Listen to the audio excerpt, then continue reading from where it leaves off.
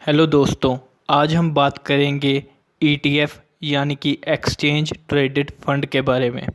आसान भाषा में बताऊं तो ETF basically different types of securities और कंपनीज के बंच को बोलते हैं। इसके rules and regulations, system management सब म्यूचुअल फंड जैसा होता है। इसमें बाइंग और सेलिंग करने के लिए आपको एक डीमैट अकाउंट की ज़रूरत पड़ती है। बेसिकली एक्सचेंज ट्रेडेड फंड काफ़ी टाइप्स के होते हैं, पर इस वीडियो में जो हम कवर करेंगे वो है bond ETFs, currency ETF, gold ETF and index ETFs. पहले नंबर पे आता है bond ETF. Basically in bond ETF a bunch of bonds is created, जिसमें एक बास्केट बनाई जाती है जिसमें अलग अलग बॉन्ड्स कंबाइनली होते हैं। दूसरे नंबर पे आता है हमारा index fund. Basically index fund are those जिसमें कि एक बास्केट तैयार की जाती है कंपनीज़ की और इनका बेंचमार्किंग की जाती है एक इंडेक्स के साथ। फॉर एग्ज़ाम्पल निफ्टी 50 में 50 कंपनीज़ का बंच होगा जिसमें 50 टॉप मोस्ट बड़ी बड़ी कंपनीज़ होंगी, उनको पुट टुगेदर किया जाता है एक बंच में, उसे बोलते हैं हम इंडेक्स। और उसी इंडेक्स के ईटीएफ को हम बोलते हैं इंडेक्स ईटीएफ, जिसमें ये बहुत स्मॉल अमाउंट में अवेलेबल होता है। लाइक कोई भी बंदा इजीली बाय आउट कर सकता है।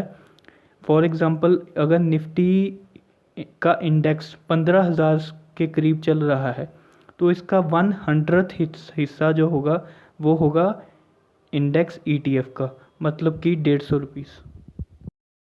तीसरे नंबर पे आता है करेंसी ईटीएफ। करेंसी ईटीएफ में हम किसी भी करेंसी की ट्रांजैक्शन में डायरेक्टली इन्वॉल्व होने की बजाय उसका एक बंच और उसकी बास्केट खरीद सकते हैं, उसे बोलते हैं currency ETF.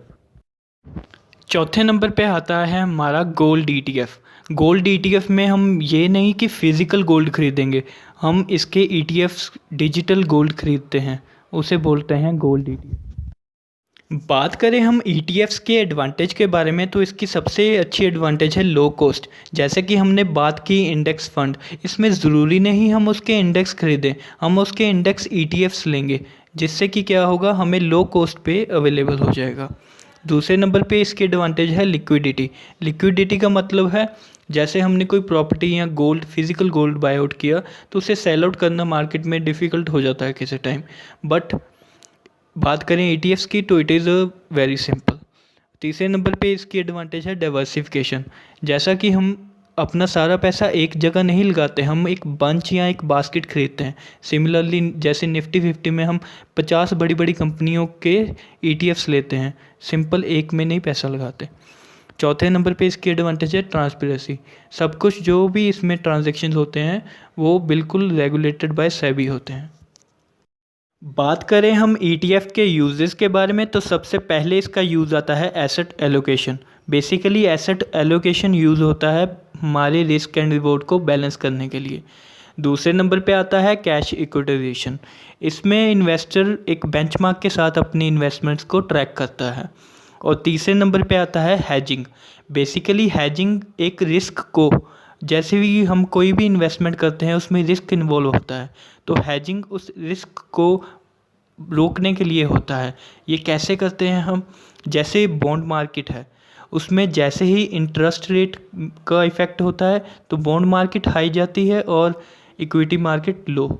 Similar ways we can do investment in equity when interest rates are low, but when interest rates are high we can investment in bonds.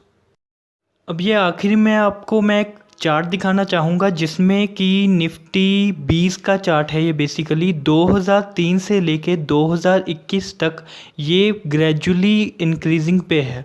तो हम ये हिसाब लगा सकते हैं, ये एक बास्केट है जिसको हर एक बंदा मार्केट के तौर पे बाय आउट करता है, तो इसमें कोई लॉस होने का चांसेस बहुत कम होते हैं। और जैसे कि हम देख सकते हैं इस चार्ट में, लॉन्ग टर्म सिनेरियो में this chart is in up trend. Thank you for watching. अगर आपको ये वीडियो अच्छा लगा तो लाइक, सब्सक्राइब और शेयर ज़रूर करें।